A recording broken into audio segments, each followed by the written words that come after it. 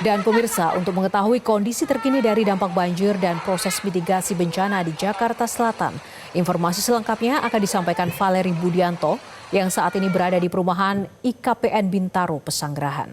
Dan juga ada rekan kami Rifki Nafis di kawasan Rawajati, Kalibata, Jakarta Selatan. Kita ke Valeri terlebih dahulu. Valeri, bagaimana kondisi banjir di Pesanggerahan Bintaro hingga sore hari ini?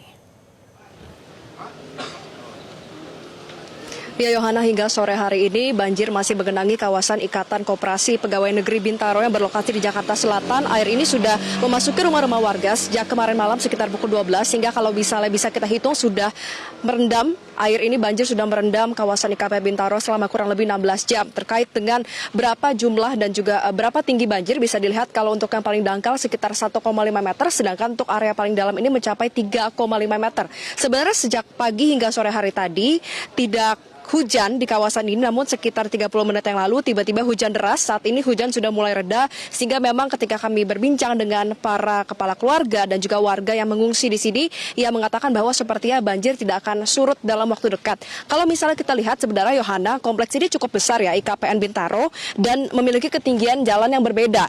Untuk area gerbang bagian depan hingga 300 meter ke dalam, tidak tergenang banjir sama sekali. Namun jalanan di area IKPN ini curam dan tanjakan ini seperti perosotan ya. Jadi menurun ke bawah, dan di area dalam saat ini tempat saya berdiri ini adalah setinggi 1,5 meter, dan apabila kita masuk lebih dalam lagi mencapai 3,5 meter.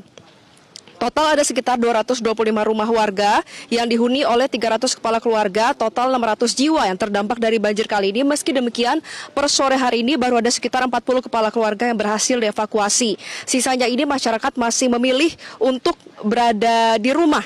Dan bagi mereka yang dievakuasi, mereka tidak ditempatkan di posko pengungsian, meski memang sudah ada tenda-tenda yang disiapkan di sejumlah titik di kawasan IKPN Bintaro, melainkan mereka memilih untuk tinggal di rumah tetangga yang berlokasi di area depan gerbang kompleks yang tidak tergenang banjir. Sementara bagi mereka yang memilih untuk tetap di rumah, karena bisa dilihat Yohana di sisi kiri dan juga sisi kanan, mayoritas rumah-rumah yang berada di kawasan IKPN Bintaro ini memiliki 2 hingga 3 tingkat. Jadi bagi mereka yang memilih untuk tetap berada di rumah, mereka mengungsi ke lantai 2 dan juga lantai 3 rumahnya masing-masing.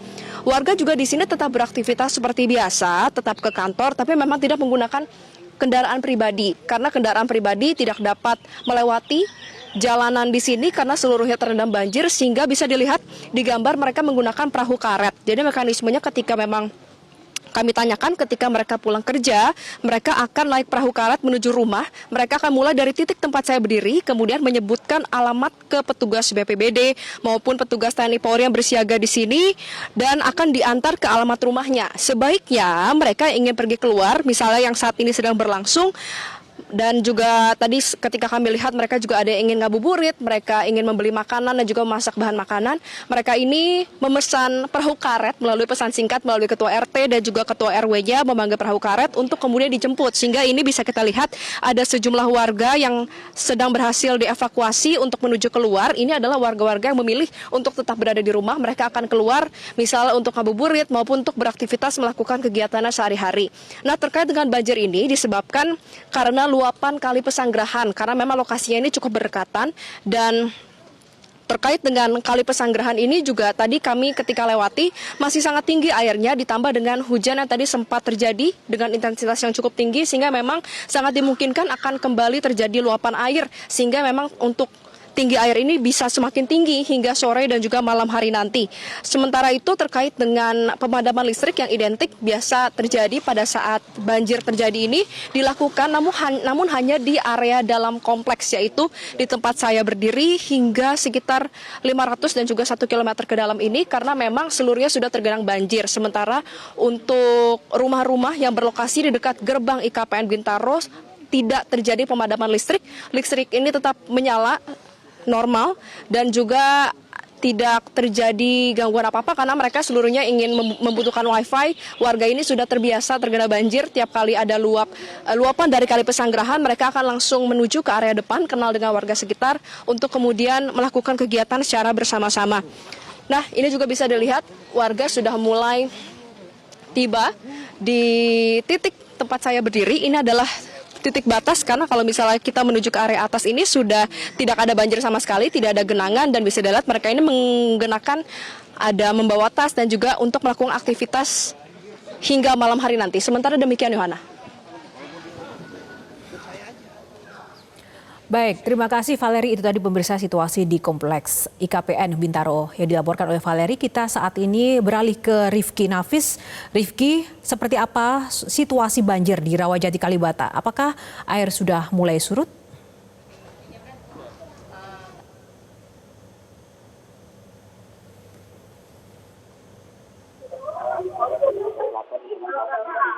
Kalibata, Jakarta Selatan. Pada saat ini kami berada di salah satu RW, yakni RW 7 dari 4 RW yang setidaknya terdampak banjir besar di Rawajati.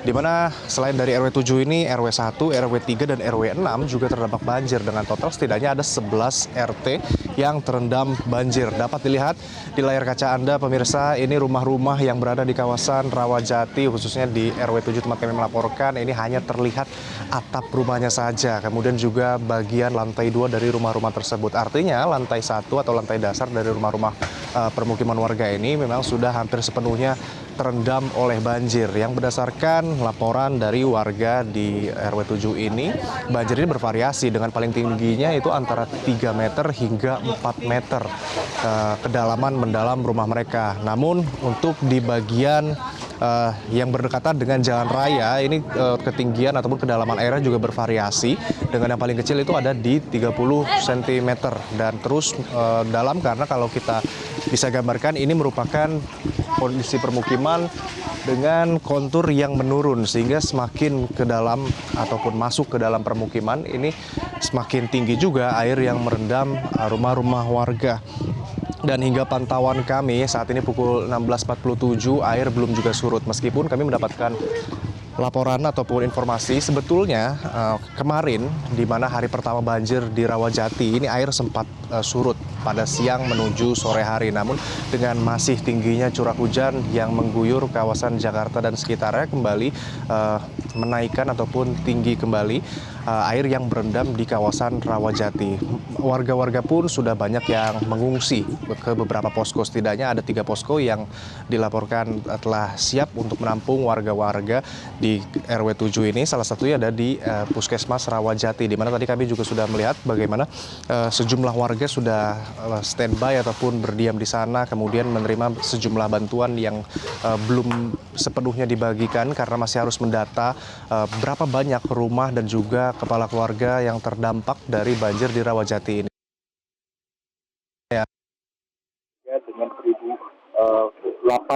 Dengan 1.008 jiwa yang terdampak di banjir Rawajati RW 7, di mana di RW 7 ini ada kurang lebih 6 RT, sehingga memang ini masih terus diupdate atau diperbarui data terbaru per hari ini. Ini merupakan hari kedua di mana memang kami juga masih melihat adanya warga yang tinggal di lantai 2 ataupun lantai 3 rumahnya masing-masing, belum bergabung dengan warga-warga lainnya di posko pengungsian. Meskipun kami mendapatkan informasi bahwa Ketua RT dan Ketua RT RW setempat ini sudah memberikan imbauan, sudah memberikan arahan bagi warga yang terdampak banjir untuk kemudian bergabung di posko-posko pengungsian.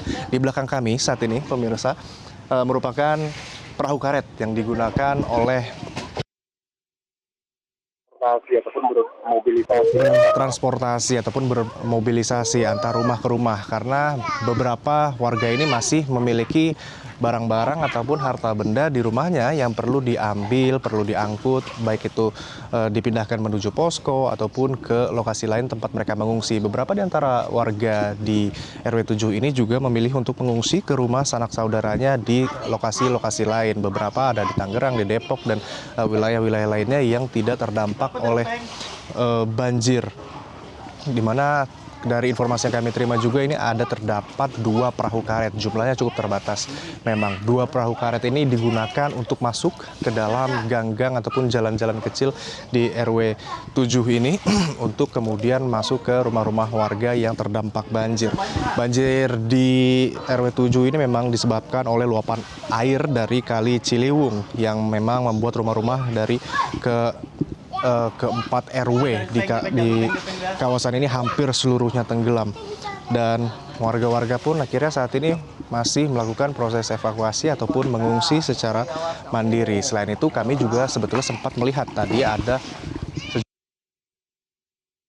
kawasan permukiman di beberapa kawasan permukiman untuk mencari mana lagi warga yang harus ditolong ataupun dievakuasi. Namun kami akan terus mencoba untuk mengupdate ataupun memperbarui informasi kepada Anda. Namun sementara demikian yang dapat kami sampaikan. Kembali ke Anda. Baik, Rifki Nafis melaporkan dari Rawajati, Kalibata, Jakarta Selatan, dan sebelumnya ada Valeri Budianto dari Kompleks IKPN Bintaro. Terima kasih teman-teman. Jelajahi cara baru mendapatkan informasi. Download Metro TV Extend sekarang.